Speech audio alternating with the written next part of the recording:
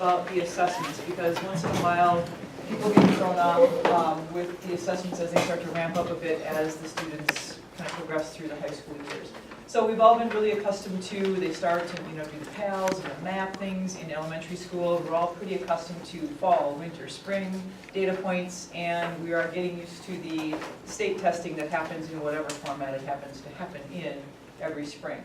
So when we're looking here, we kind of have them delineated from fall to winter to spring, and then it's kind of tiny, but it's freshmen, sophomore, juniors, seniors.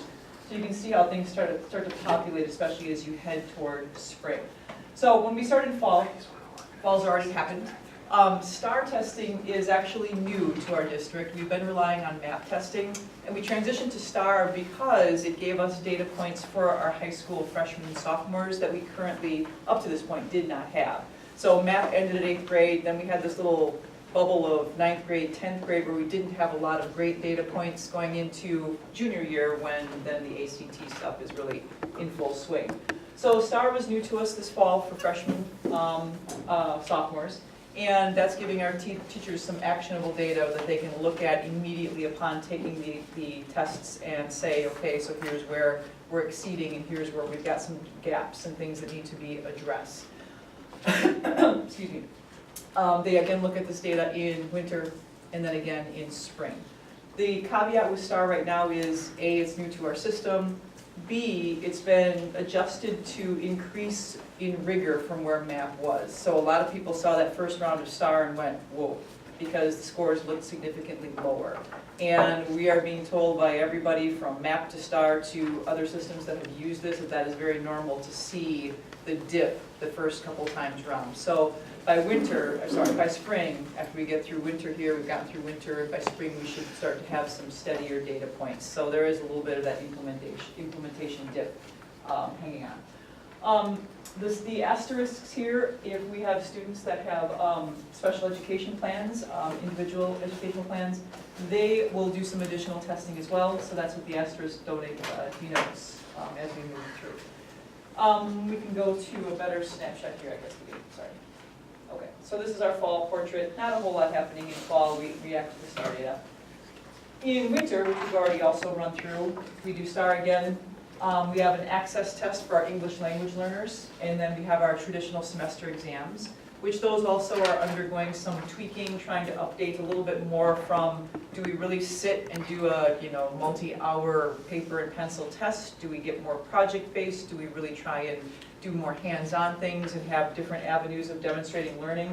So that's all in flux and kind of in an update process, and I'm sure you've heard about semester exams at the high school if you're not a high school student. First go around was not smooth in some of their minds, and we're continuing to address that. We also have new, if you look at juniors, seniors in February, it says Civics Exam. And as of 2017, there is a state law that requires that all students pass a civics exam in order to graduate from high school. So that's not an opt-out issue, not an opt-out option at all. It is required by states. They have to get 65 out of 100 on this civics exam. It is the same civics exam that are taken by people who are applying for citizenship. So students take this exam, and in fact they just took it just 2 days ago. And they have to get a 65, and if they don't get a 65, there's multiple opportunities to take the exam, but they do need to show that they have passed that exam before they can actually be awarded graduation.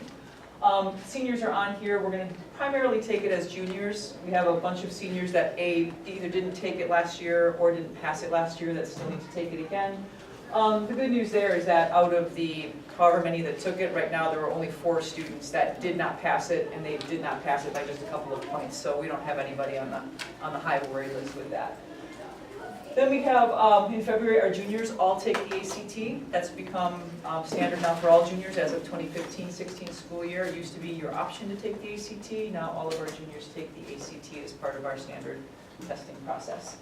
Workkeys is also part of the ACT suite, and Workkeys is an assessment that students take that is more career-based. So when they take the Workkeys, they are really looking at career options, their own dispositions, what they kind of gravitate toward as far as interests and strengths, and really start to funnel in their mind, what kind of career options are going to be opening up to me based on what I'm currently doing and what I aspire to do in the future. Here's our spring testing. Again, a little bit more active. In April, we have Aspire, which is also part of ACT. And Aspire is really for only freshmen and sophomores, and that's a predictor of the ACT, of the official ACT exam. So when the students take Aspire, they're really looking at how will you do on the ACT. So the Aspire is set up so that it's a point system just like the regular ACT test, but it's a -5 kind of quotient. So basically, if you take the Aspire and you score a 30 on the Aspire, the basic prediction is that you would be scoring a 35 on the ACT itself. So the Aspire is different in that it's not set up like the ACT, which I always find very curious. It's not as multiple choice-y, it's more constructed response type things, so it's not in the same format exactly. And from what I've been able to discern, the rationale there is that they're asking students to approach from a variety of different things. It could be multiple choice, it could be something you have to type in, write in, it could be manipulating some things.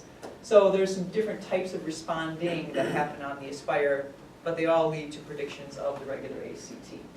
And then we have our spring round of, then we've got in May, we've got, I'm skipping right over everything. We've got our forward exam in April, and that is our regular state test. So forward now, this is our 3rd year of forward after some iterations of many years of WKCE, and then a year of what was called Badger, and now we seem to be settling on forward, at least for the foreseeable future. And then we have our AP testing. If students are enrolled in AP courses, advanced placement courses, there is testing that goes along with that. They get dually assessed. They get a course grade for being in an advanced placement course. They also take a test. They have an option to take a test that is graded by the college boards. And so they get an external score for that course as well. At this point in time, we do not mandate students who take AP courses. They're not mandated to take the test.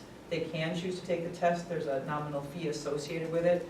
And our test participation rate there varies by content area. We have some classes where the participation in the AP exam is really high, and some where it's not so much. They just want more of the exposure, not necessarily the test. The test has implications sometimes on college credit, depending on what you're looking at as far as higher institutions.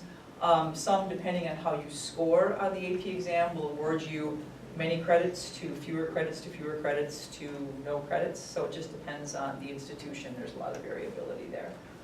And then we have our spring STAR testing and our June, just our regular round of final exams, again under construction now. So that's pretty much the basis of all 4 grades and what the students will experience. It does sort of feel a little shell-shocky. I've heard from students that, once they, especially getting into spring, it just feels like all we're doing is taking tests. Point taken, it's just the way our system is currently set up and the measures that we're trying to grab. It makes sense that as they get older, we're trying to help them understand where they're going and where they want to head, in which direction, whether they're going straight for a career, tech school, 4-year institution, whatever. So the extra data does make sense in some regards. We try to really separate those timelines as much as we can control. We can't always control timeframes and testing windows, but we try to not let them make them feel like they're just like walking up and getting hit with tests every single day of their life, which spring kind of feels like that for them. Okay, so that's all there is on the testing. When we're done here, if you have questions on the assessment schedule, we can come back around to those questions. Okay. So the only thing, if you guys want to take some time to go into that parent portal, it's up to you. If your time frame doesn't allow it, you can do it at home.